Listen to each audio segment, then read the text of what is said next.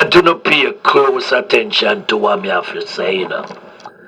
Just pay close attention. Because you see, if you don't listen, you will never learn. My brethren, the late, great Joseph Hill Culture tried and tried and tried his best.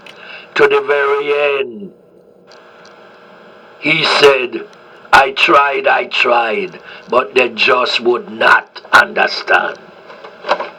He was talking about him delivering the messages of the prophecy, you know.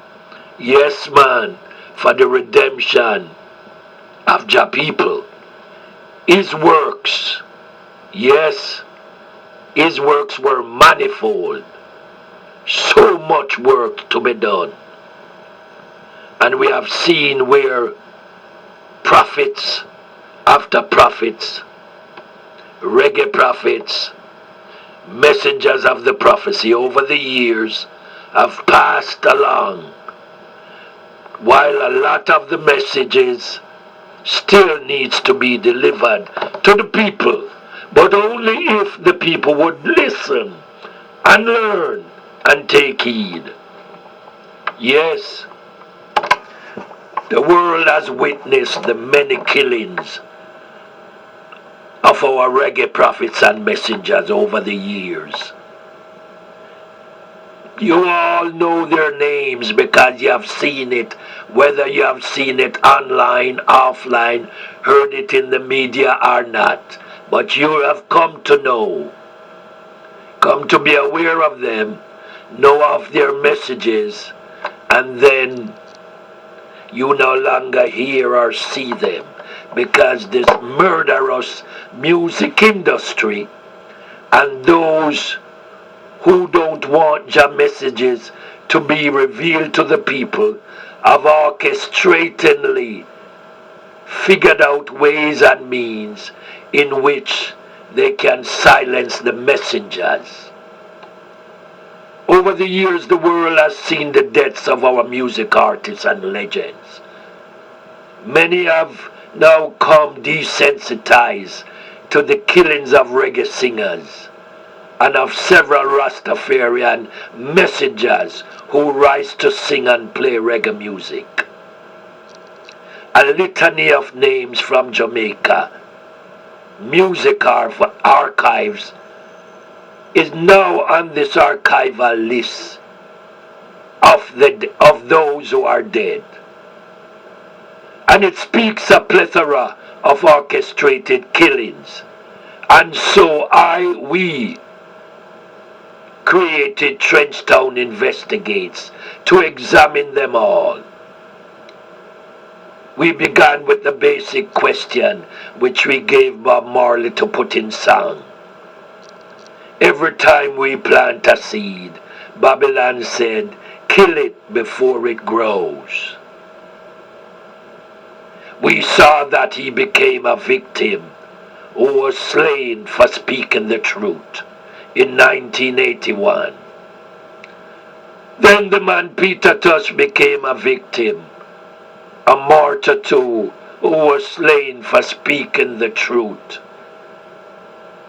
He was slain in 1987, 6 years after Bob. And then in June the 2nd of 1999, the man, another legend from Trenchtown, original whaler, Junior Braithwaite, was slaughtered in Duane Park in Kingston. And the list goes on and on and on and on. We see even in the United States of Jahmerica, the man Michael Jackson, R&B singer, Tupac Shakur, the notorious B.I.G., yes, the man Prince, the woman Whitney Houston, and others, all basically succumb to the murderous music industry.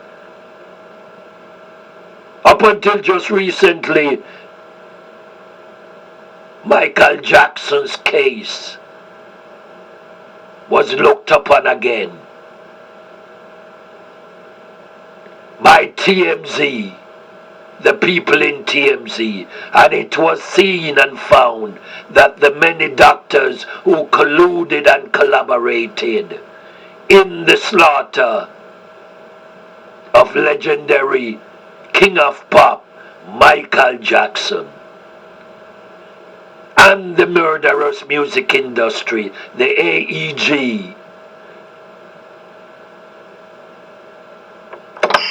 that helps to confirm what we knew over the years about this murderous music industry, like identical twins and mirror images, the evidence connecting all these, like between Jamaican deaths of the legends, American deaths of the legends, gave us the clues we needed to connect all the dots near and far. Artists who signed contracts were branded and enslaved while forced by doctors working for the music conglomerates to perform with uppers and downers, medications which turned them into zombies, drug addicts, then dying an orchestrated painful death. Get a look at the case just exposed by the death of Michael Jackson and the AEG music conglomerate. It's real and it's true.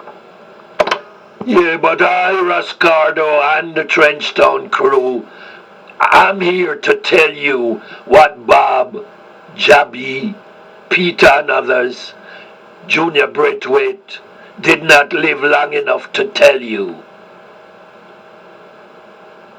I and we are the repairer of the breach. There is no other that can do it. And today, you see a lot of deception, deceivers, rapers of the music, reggae music, who have tried to kill the music and the messages of the music. Yes, changing the look of the status quo is never easy.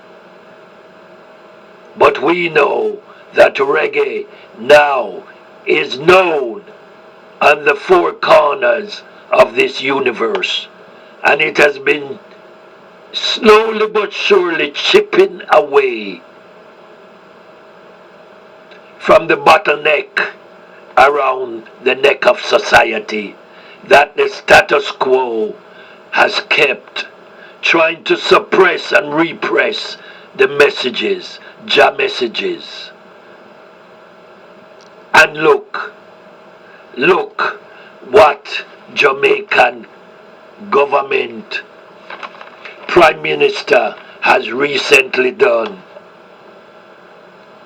Yes, have you ever wondered, how did the British monarchy come to own what they own and yet never worked a day in their lives?